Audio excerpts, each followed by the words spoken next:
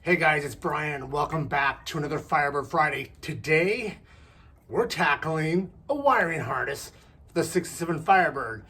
Kind of reminds me of spaghetti. Kind of like, hey, who has marinara? Anybody? Meatballs? Somebody.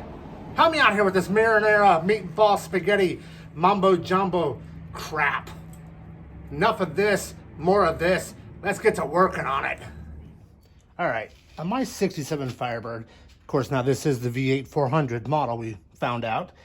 I have two different sets here. One is going to be a light harness, and the other one's going to be an engine harness.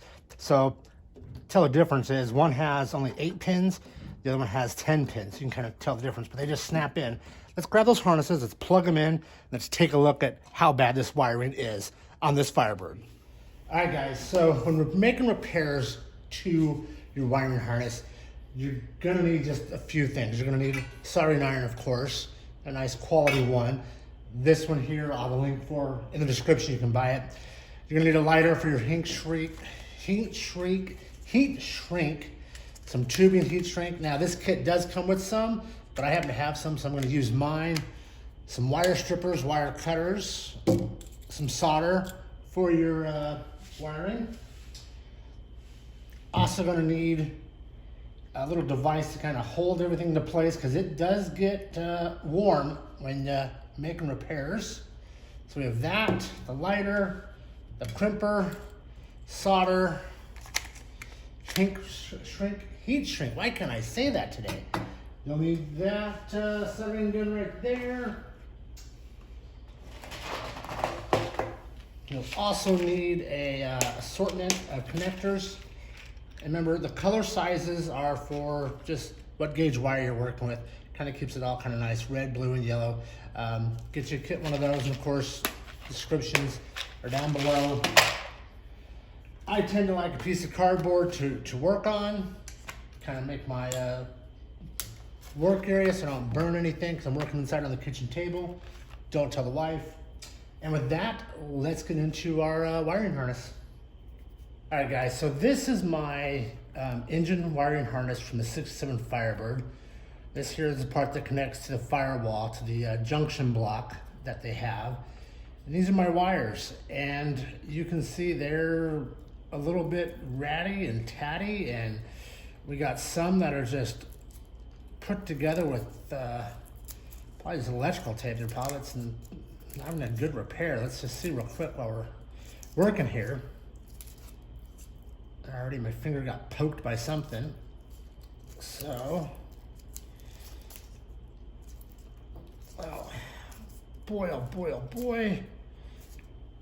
Let's see, which way is this going? There we go. Oh yeah. Beautiful, beautiful repair. It's not that it's bad, it's not 100%. I like to do a few more things for that.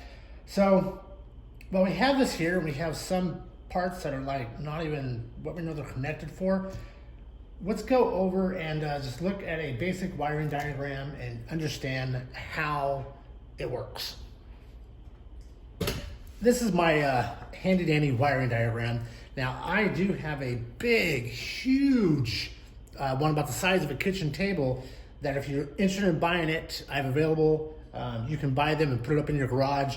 It does allow it where it's bigger. It doesn't seem so complicated, doesn't seem so crammed. But essentially, in the front of your Firebird, or any kind of real car, you have a basic engine wiring harness and a lights wiring harness, if it's a fuel injection model. So, let's turn this over. There we go. That will make more sense to you guys. So, you can see we have 2 headlights, you can see we have 2 running lights, we have 2 horns. So that's going to be our light junction, our our headlight or light wire run. And that's going to plug into one of the 2 conjunction boxes up front that we showed you earlier. So our second box, that's mainly for the engine. And so you can see here, these are the wires running out. They're color coded because they match up with this thing, which is the harness. So if we just take a moment and go, okay, let's find the blue wire and what appears to be a black wire coming out. So blue and black. Well, again, this is crusty here, but kind of looking down the line, I see black going to a spade connector, which looks like, that could be a black line. Is it across from a blue line with a white stripe? Yep, okay. So we now know we're working with the top. So this black one, as we know, will go to the windshield washer, okay? The blue line runs down to the washer relay as well, but it actually runs into a series of clips that clip into. So this side is going off to there as well. And again, I know it's gonna be hard to see for you guys, but these two then go to the windshield washer connector. And do they look a little, yeah, they might be in there. No, they're good, they are good. We're gonna spray some connectivity in there and kind of get them back up to being brass and colored. But we're looking for is any kind of breaks in the wire. And so far, so that part there.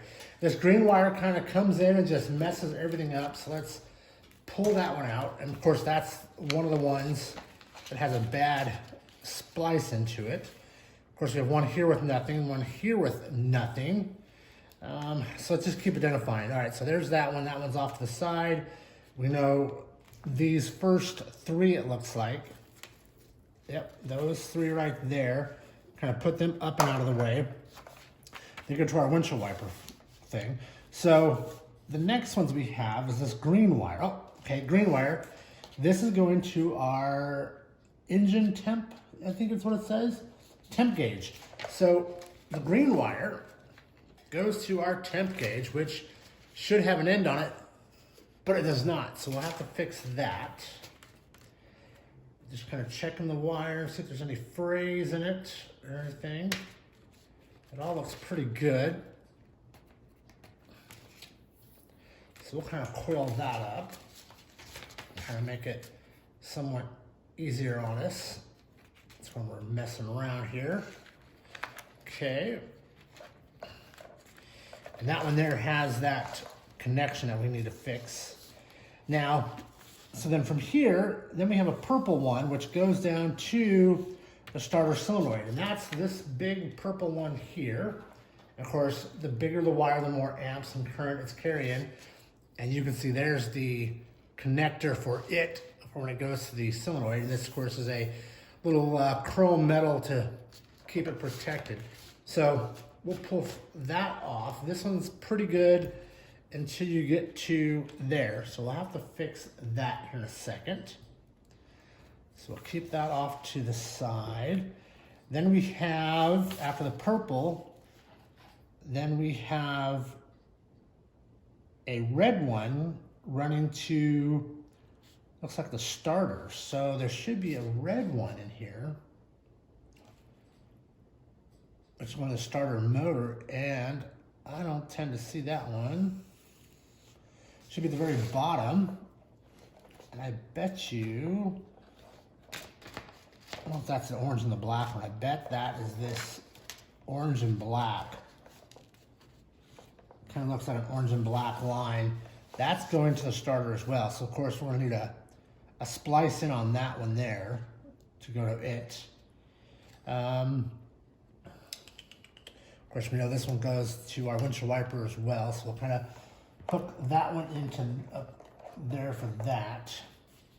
Green one's going to, we said oil temp sender, which seems like it's a really long one, but who knows. Bottom one, orange, is going to the starter, so we know that one's at the very last one, which looks to be about right. Then we have another one, which is a purple and orange, which is the last one on the other side, which tends to look like,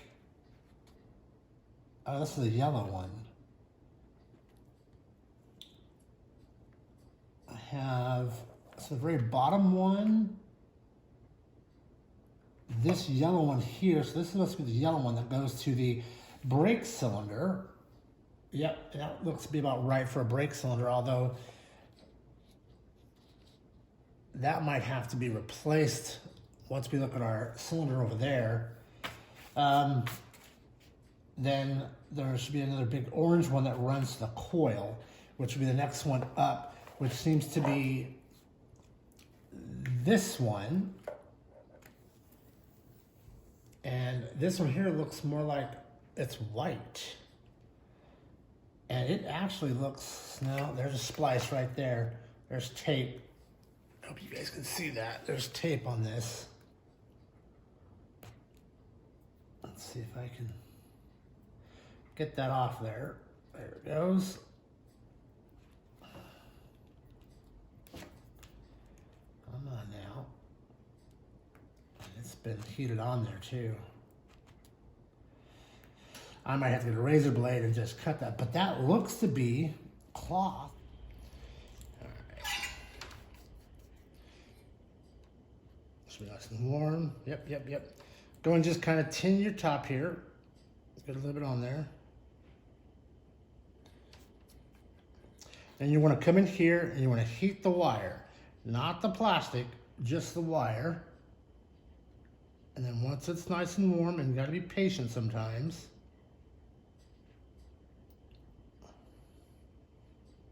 Not yet, so we'll just keep it going.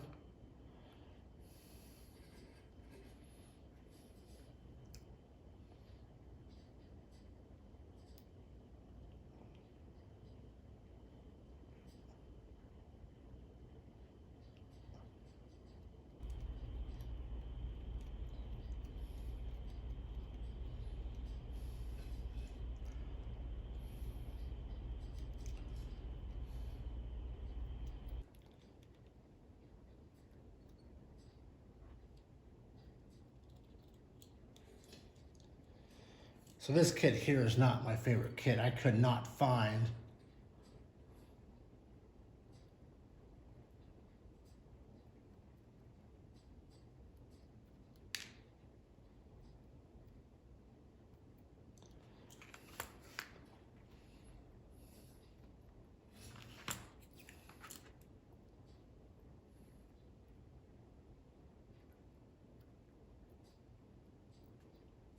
what you want to try to do.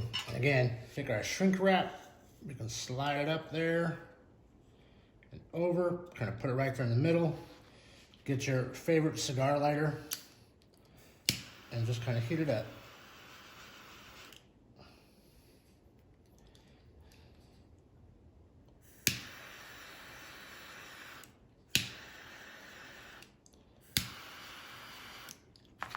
There we go. We successfully kind of put that back on, and it's protected. You might just need a couple little spots there. All right, so we've fixed this wiring harness. So all right, let's go ahead and plug these bad boys back in. So I believe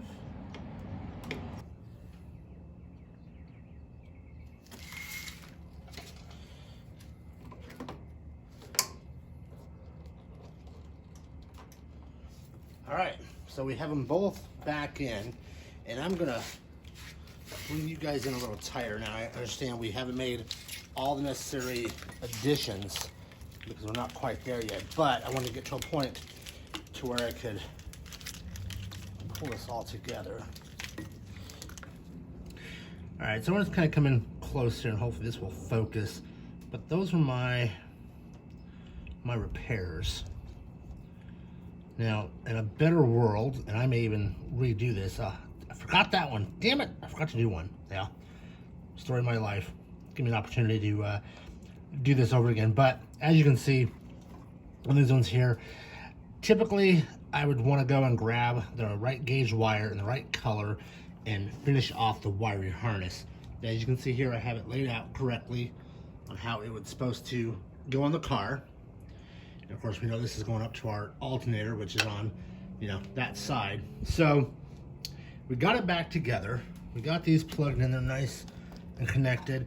And there's little things we have to fill up. But typically, this is how you pull together a wiring harness and make some corrections. All right, guys, so let's just kind of real briefly go over fixing the wiring harness on a classic car.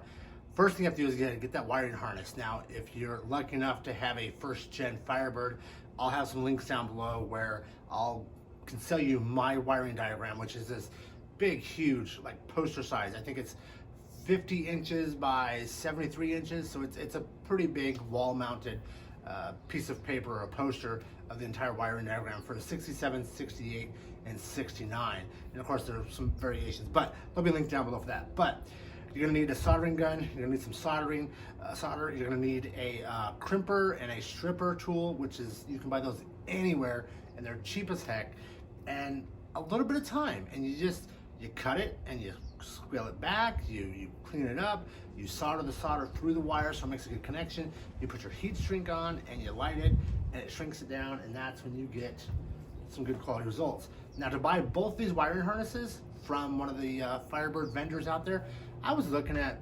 $300-400 to buy replacement wiring harnesses. That's $300-400 that's going to go out of the budget for something else, when all I really needed to do was do some cleanup work, make some cuts, and reattach some things. So I hope this video was helpful to you. If you have questions, please feel free to make a comment down below. Ask me your questions. I'm really good about answering questions and getting back to you with some ideas and whatnot. But this, now I know, when it comes time for our next video, hopefully we can start hooking up the temp sensors and everything else, and we can get this engine running, and we can make sure it's up to par. We have all the wiring set so where we can see the gauges on the inside of the car to make sure everything happens. So with that, guys, I want to thank you once again. Oh, t-shirts, remember, there's a link down below for t-shirts as well. Help us out, get us a little bit closer to that big goal of 10,000 subscribers. Now that's our next big one. With that, thank you so much. We will see you next Friday with another episode of Firebird Fridays.